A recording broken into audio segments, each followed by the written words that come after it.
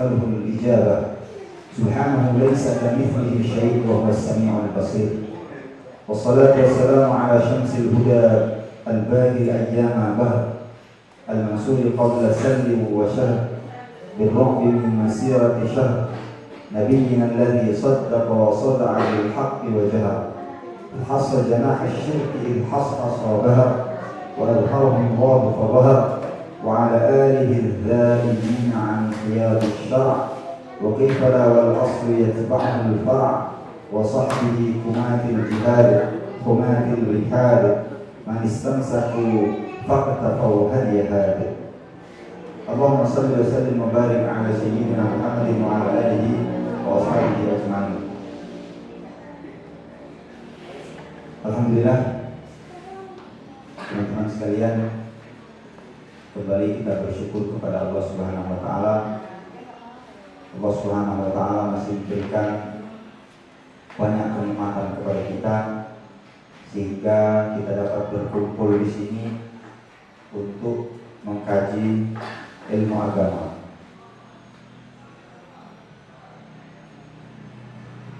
Kemudian selanjutnya salawat beserta salam tetap tertuju kepada junjungan alam Nabi Agung Muhammad sallallahu alaihi wasallam dengan ucapan Allahumma shalli ala sayyidina Muhammad wa ala ali sayyidina Muhammad. Mudah-mudahan dengan bersalawat kepada beliau kita diakui sebagai umatnya dan mendapatkan syafaat dari beliau kelak di hari di mana syafaat beliau sangat kita butuhkan. Amin ya rabbal alamin. Pada kesempatan sore yang berkah ini, insya Allah kita akan membahas sedikit tentang kisah Isra wal Mi'rajnya Nabi Muhammad Sallallahu Alaihi Wasallam. Jadi kisah Isra Mi'rajnya Nabi itu diceritakan di dalam surat Al-Isra ayat yang pertama, ya kan? Tapi sebelum itu memang dikisahkan Nabi Shallallahu Alaihi Wasallam itu berdakwah selama 11 tahun.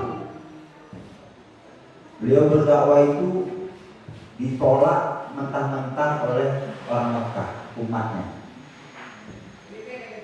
Bahkan satu hari ketika beliau pergi ke Taif, beliau dilempari batu, dilempari kotoran unta, dicaci maki. Bahkan orang Mekah sendiri itu mengatakan Nabi itu pendusta, Nabi itu pembohong, Nabi itu penyihir, Nabi itu gila, macam-macam. Padahal sebelumnya ketika beliau belum diangkat menjadi Nabi, dialah al-amin, orang yang jujur, orang yang dapat dipercaya. Orang kalau menitipkan barang itu sama dia.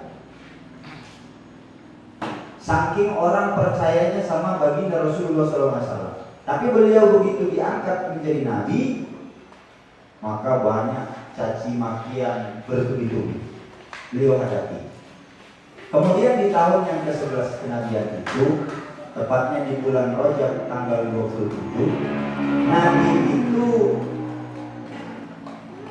dihibur oleh Allah Subhanahu wa taala.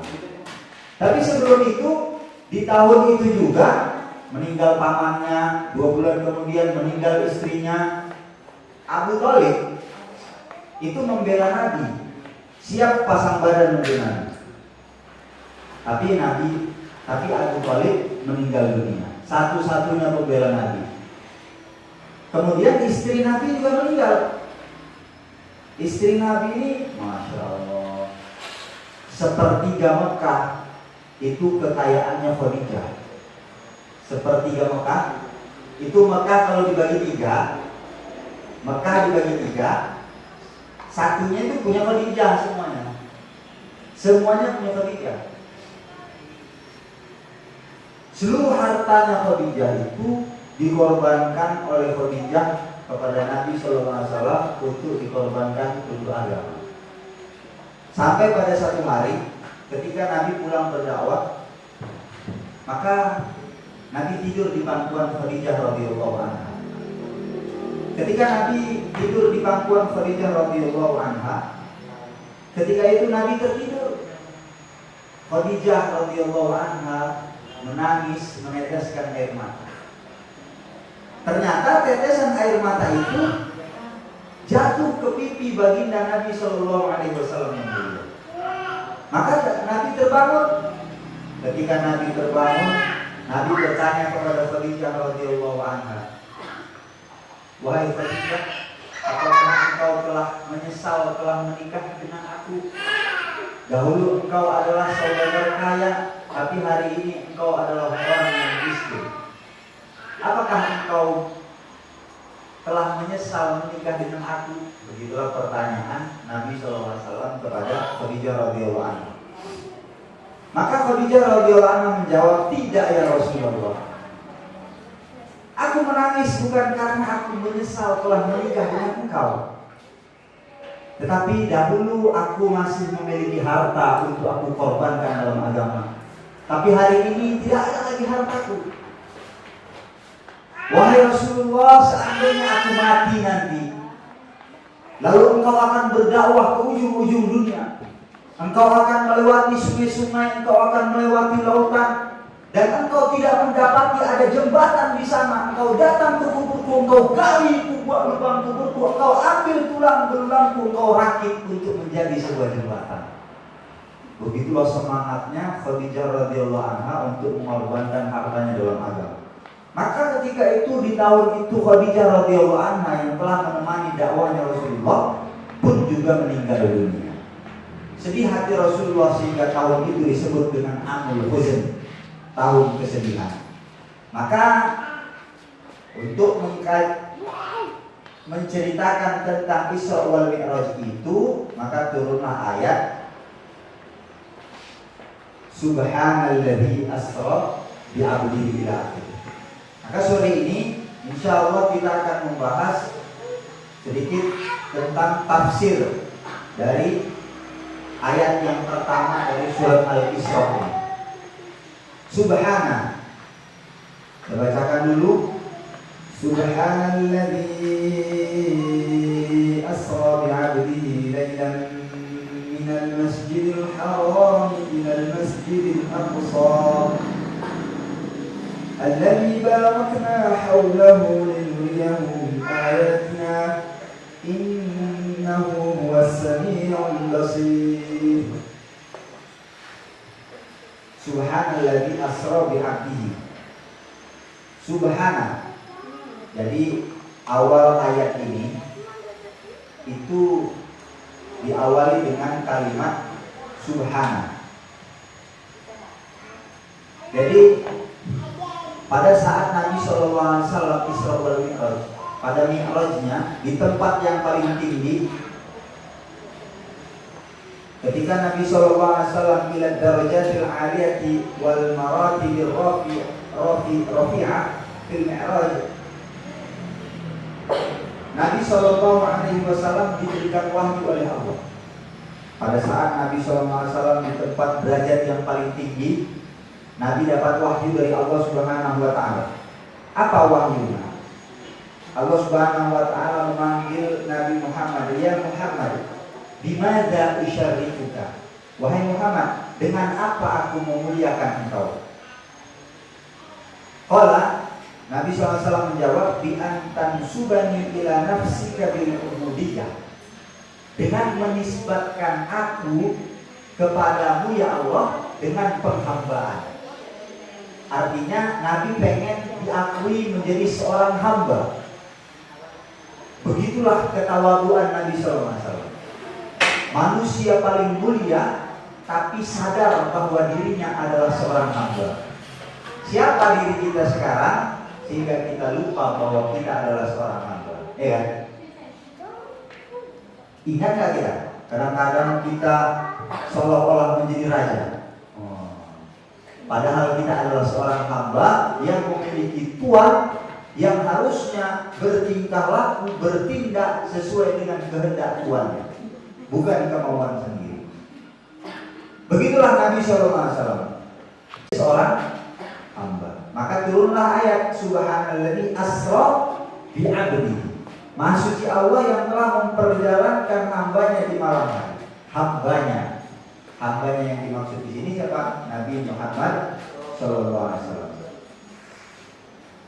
Rawi Abu Qasim Al-Ansari fakanat nisbatuhu sallallahu alaihi wasallam ila Allah biwasfil ubudiyyah izharan lighayati syaraf haitsu khassasahu Rabbuhu tabaraka wa ta'ala bihadzal wasfi duna ghairihi fi hadhihi al-ayah. Ma'anna ibadallah katsirun. Ayat ini menunjukkan pengkhususan kepada Nabi sallallahu alaihi wasallam karena saking mulianya Nabi sallallahu alaihi wasallam itu. Di antara seluruh hamba-hambanya Allah Subhanahu wa taala, Nabi dikhususkan dikatakan sebagai hambanya Allah. Jadi dalam kalimat ini ada as-sabru. Subhana itu akar katanya as-sabru. Apa artinya as-sabru? Artinya as-sabru itu secara bahasa at-taba'ud. Artinya jauh. Jauh. Maksudnya jauh apa? Jauhkanlah Allah dari sifat-sifat yang tidak layak bagi Allah. Itu maksudnya as-sabru itu. Karena di kisah tentang Isra wal Mi'raj ini banyak orang yang beranggapan bahwa Allah itu di langit. Karena Nabi ke langit. Nabi ke langit berarti Allah di langit. Nabi mau berjumpa dengan Allah di langit. Nah, kalimat ayat ini yang pertama adalah as-sabru, yang artinya jauhkan. Jauhkan apanya? Jauhkan Allah dari sifat yang tidak layak bagi Allah. Allah di langit itu sifat yang tidak layak bagi Allah. Maka tidak boleh dikatakan Allah di langit, Allah di arsy, Allah di atas. Pasrahkan aja sama yang di atas. Siapa yang di atas itu rupanya? Jadi langsung terus terang aja. Pasrahkan aja sama Allah. Atau pasrahkan aja sama yang Maha Kuasa, ya kan? Daripada ngomong pasrahkan aja sama yang di atas. Rupanya ada wak-wak di atas. Wak ini pun bingung banyak ditanya. Maka ini mesti dipahami, as-sabru artinya jauh. Maka subhana itu artinya jauh. Atau tanazzahallah ay amma la yaliqu bih. Sucikanlah Allah dari perkara-perkara yang tidak layak bagi Allah. Atau katakan aku menjauhkan Allah dari sifat-sifat yang tidak layak baginya. Maksudnya bukan kita ini menjauhkan punya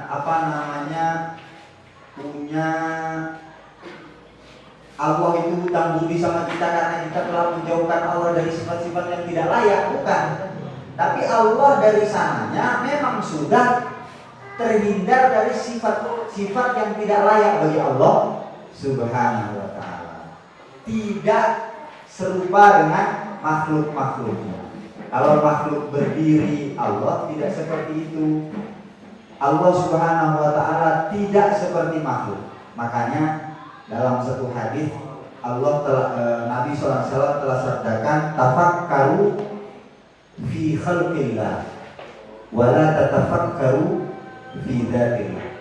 Pikirkan apa yang diciptakan oleh Allah, jangan pikirkan zat Allah itu sendiri. Allah itu gimana ya? Apa seperti cahaya? Oh enggak. Allah bukan ajsam, bukan jism. Jism itu benda.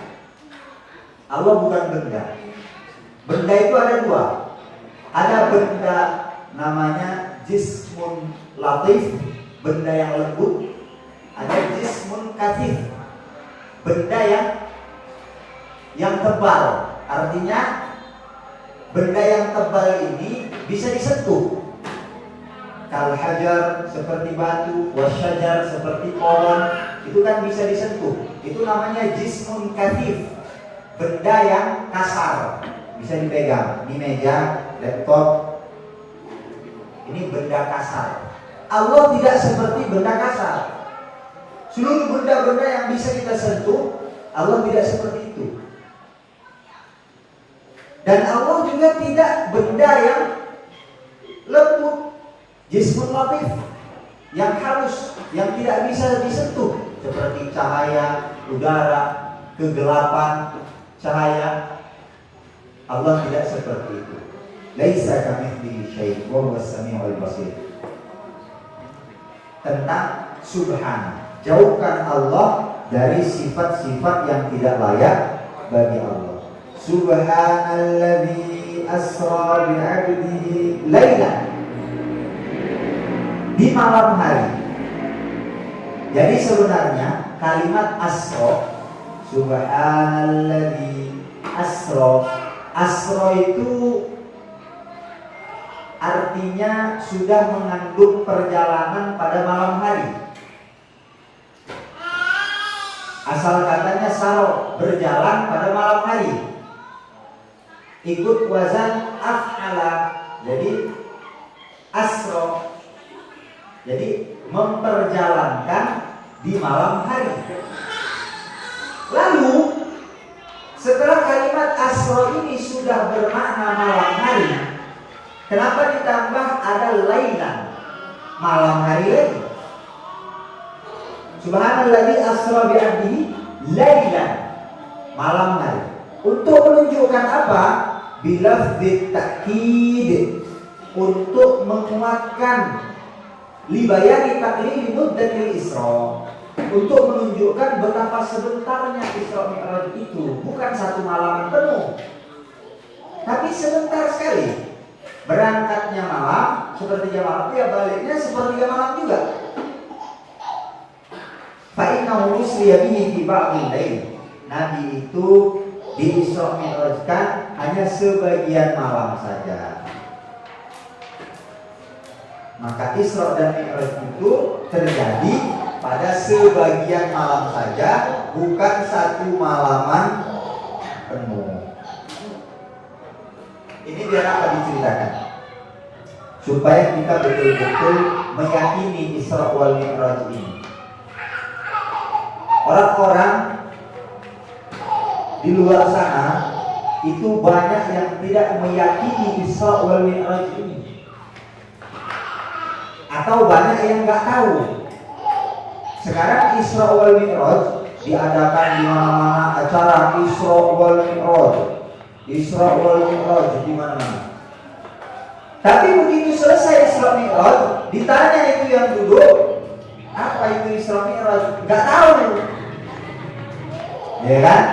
Jadi kita pengen tahu, kita pengen belajar supaya kita tahu dan apa yang bisa kita ambil pelajaran dari Isra wal Mi'raj itu. Sebenarnya banyak perjalanan. Isra itu perjalanan Nabi dari Masjidil Haram ke Masjidil Aqsa. Masjidil Haram di Mekah, Masjidil Aqsa di Palestina. Di perjalanan Nabi dari Masjidil Haram menuju Palestina itu banyak yang dijumpai oleh Nabi. Apa yang dijumpai oleh Nabi SAW? Salah satunya yang dijumpai oleh Nabi SAW dalam perjalanannya, perjalanan Isra wal Mi'raj Isra itu, Nabi melihat dunia. Nabi melihat dunia. Saat Nabi SAW melihat dunia, dunia itu disurati ajuzin, seperti wanita tua perempuan tua. Seperti itulah gambaran dunia yang dilihat oleh Nabi SAW. Dunia ini, lalu kebahagiaan yang ada di dunia ini sebenarnya seorang wanita tua. Coba bayangkan, ada wanita tua, cuman dipoles-poles, kasih bicu, pakai apa namanya, makeup, apa namanya, selain makeup, eyeshadow, pakai apa lagi? Skincare, gitu. Jadi dia nampak glowing. Jadi manusia itu saling berebut dunia, kemewahan-kemewahannya. Itulah yang direbutkan oleh manusia di dunia.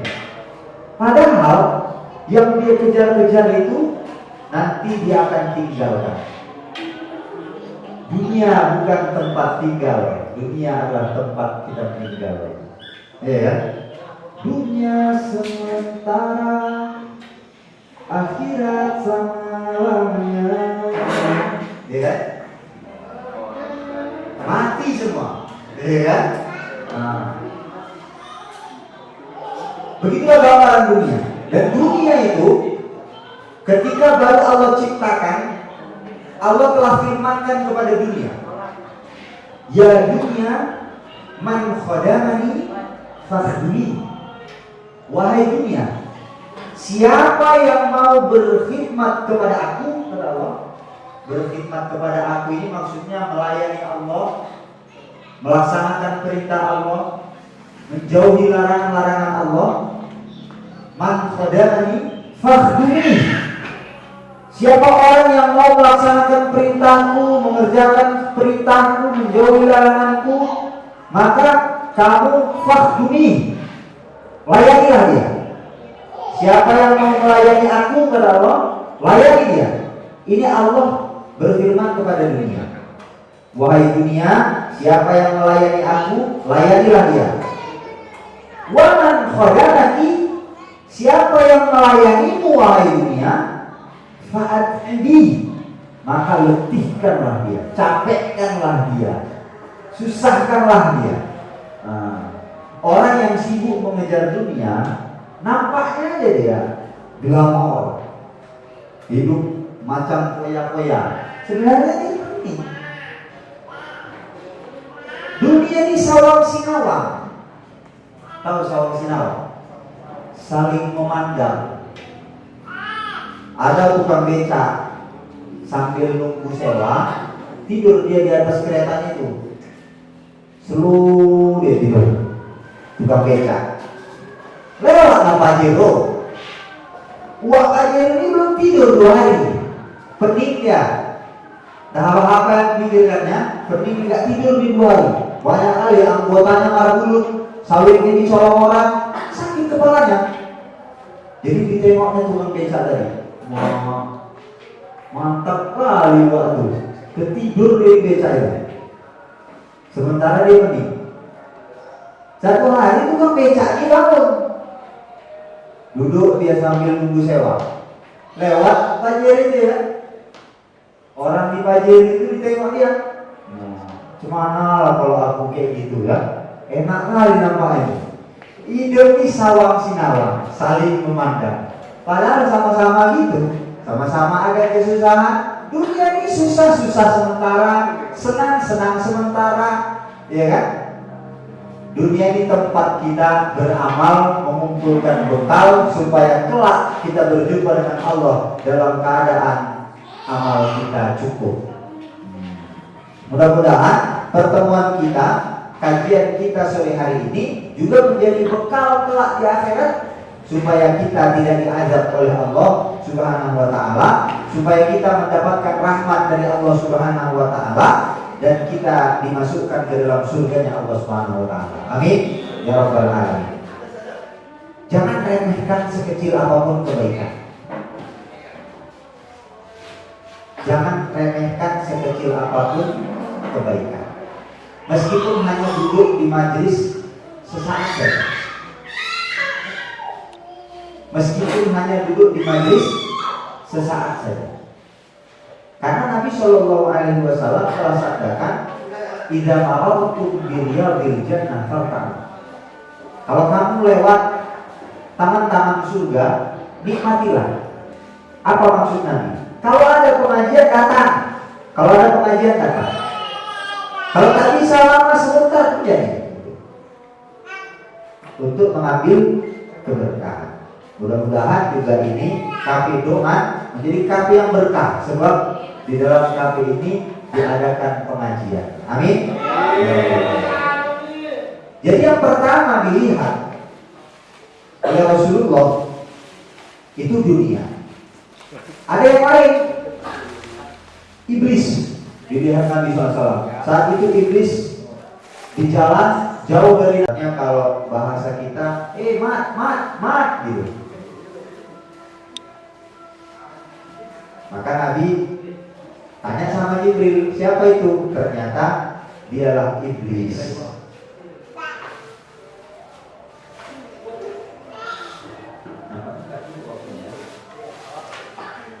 Oke ya. Macet kali. Nampaknya besok hadirnya jam 5. Jam 5 atau setengah 5. Kalau bisa habis asar. Kalau ada asar langsung saja. Ya. Jadi padat, banyak yang bisa diambil, banyak yang bisa dipelajari. Karena cuma 1 minggu sekali. Ya kan? Cuma 1 minggu sekali. Harusnya menuntut ilmu bukan seminggu sekali loh. Harusnya menuntut ilmu itu setiap hari. Bahkan setiap hari orang itu harus ada masuk agama ke dalam hatinya. Seandainya 1 hari dia tidak ada ilmu yang masuk ke dalam hatinya, maka kemungkinan besar hatinya menjadi keras. Kalau sampai 3 hari dia tidak mendengarkan nasihat-nasihat agama, hatinya bisa mati. Kalau hati sudah mati, inilah yang disebut dengan mati besar. Kan ada mati kecil, mati sedang, mati besar. Mati kecil apa? Tahu? Tidur. Ya, tidur mati kecil. Matanya nggak bisa melihat, telinganya nggak bisa mendengar, mulutnya nggak bisa berbicara, tapi nyawanya masih ada. Itu mati kecil. Ada mati sedang. Mati sedang apa? Itu mati yang diantarkan ke kuburan. Itu mati sedang. Itu yang sedang itu. Mata nggak bisa melihat, telinga nggak bisa mendengar, mulut nggak bisa berbicara, tapi nyawanya sudah nggak ada. Ada mati besar. Inilah mati yang ngeri. Kenapa ngeri? Matanya masih bisa melihat, telinganya masih bisa mendengar, mulutnya masih bisa berbicara, tapi nggak bisa menerima kebaikan, nggak bisa menerima nasihat. Ini yang disebut sumum bukmun pahu layar. Ngerti nggak pahu layar ini? Maka mereka tidak akan kembali. Maksudnya bahaya betul kalau mau kembali itu. Diingatkan pun tentang neraka, urus saya nerakamu, biar urus nerakaku. Pikirnya neraka itu kayak mandi kolam, enak. Di neraka itu adabnya nggak bisa bagi-bagi. Kalau di dunia ini kita susah, kita bisa. Aku susah kali loh. Oh, sakit kali badanku. Oh, begini kali hidupku. Bisa kita berkeluh kesah, bisa kita ngobrol, bisa kita saling berbagi kesedihan. Sama-sama susah. Itu kalau di dunia ini. Kalau di akhirat, di neraka nggak bisa. Disiksa sama-sama pun nggak bisa berbagi kisah, nggak bisa berbagi kesedihan, nggak bisa berbagi kesengsaraan. Makanya disebut neraka itu kesendirian. Masya Allah. Mudah-mudahan kita dihindarkan dari azabnya Allah Subhanahu Wa Taala. Amin. Ya Rabbal Alamin. Barangkali demikian yang dapat kami sampaikan, bila kurang kiranya dimaafkan. Barangkali di sana sini terjadi kesalahan dan kesilapan baik tingkah laku maupun ucapan di dalam penyampaian, maka dari keberadaan diri mohon kiranya saya dimaafkan. Barakallahu fikum wa ahsanallahu ilaikum. Wassalamualaikum warahmatullahi wabarakatuh. Ma'alaikum salli ala rasul. La ilaha illallah. La ilaha illallah. La ilaha illallah. Allahumma salli ala sayyidina Muhammad. Allahumma salli ala sayyidina Muhammad wa ala sayyidina Muhammad. Allahumma salli ala sayyidina Muhammad wa ala sayyidina Muhammad. Rabbi ighfirli wal walidayya wal mu'minina wal mu'minat. Rabbi ighfirli wal walidayya wal mu'minina wal mu'minat. Rabbi ighfirli wal walidayya wal mu'minina wal mu'minat. Subhanallah wa bihamdihi, subhanallah wa bihamdihi, asyhadu an la ilaha illa anta, astaghfiruka wa atubu ilaik.